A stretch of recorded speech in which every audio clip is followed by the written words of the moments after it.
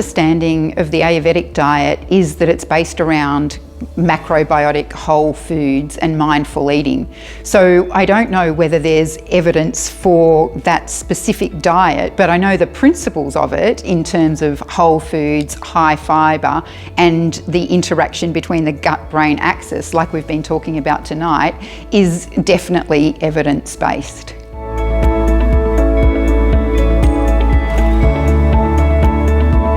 A lactose-free diet is necessary for people who have an intolerance for lactose. So for them, it's important not to have lactose in their diet because that can cause malfunctioning of the digestive system, and the excess lactose then draws fluid into the gut and can cause diarrhea. But for anybody else, there's no reason to have a lactose-free diet.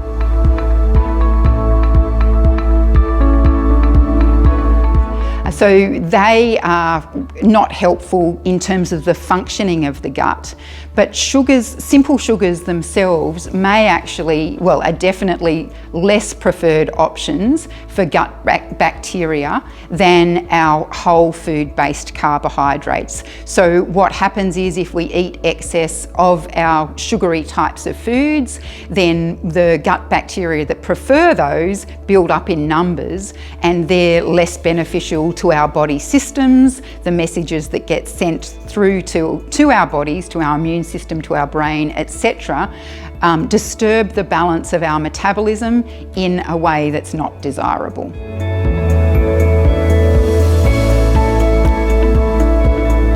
So that's a really good question. Basically, if anybody is buying any type of fermented food, I would suggest that you make sure that it still has a really long shelf life, and that would maximise the chance that the bacteria, the live bacteria that are in that food, are still active when you consume it, which will then mean that there's more chance of those bacteria having a beneficial role in your gut bacteria and in your digestive health.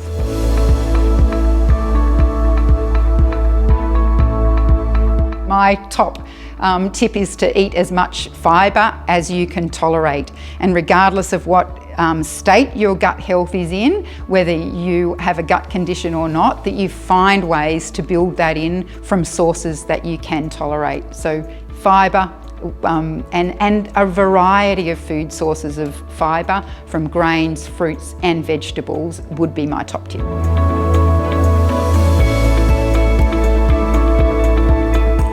Good questions. Alcohol is detrimental to the balance of gut bacteria if it's there in excess, and not great for our liver.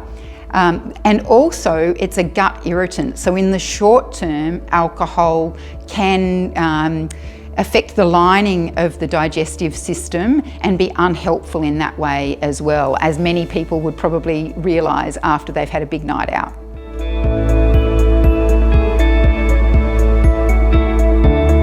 So definitely the whole food versions of those gluten-free foods, so brown rice, quinoa, and there's probably also a place for supplementary fibre, so for example psyllium for somebody with celiac disease. So the whole range of whole grains plus some supplementary psyllium would be my suggestion. And also you may be more reliant on your fruit and vegetable based fibres than somebody who doesn't have celiac disease.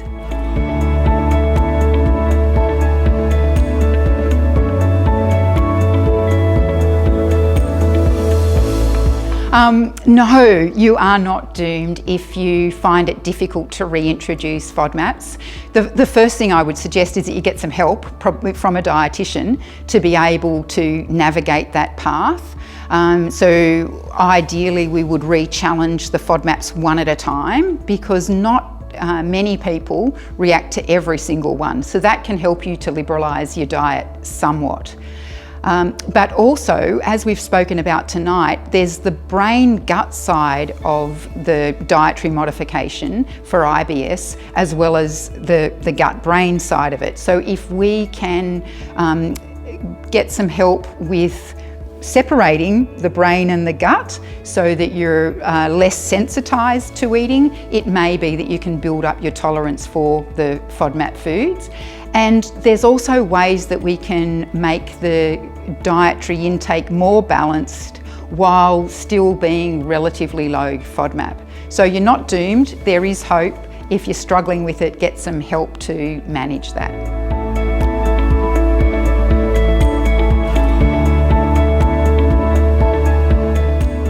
So certainly with emulsifiers, we do think that there may be a role of those influencing the mucosal membrane, and we would like to do more research on that.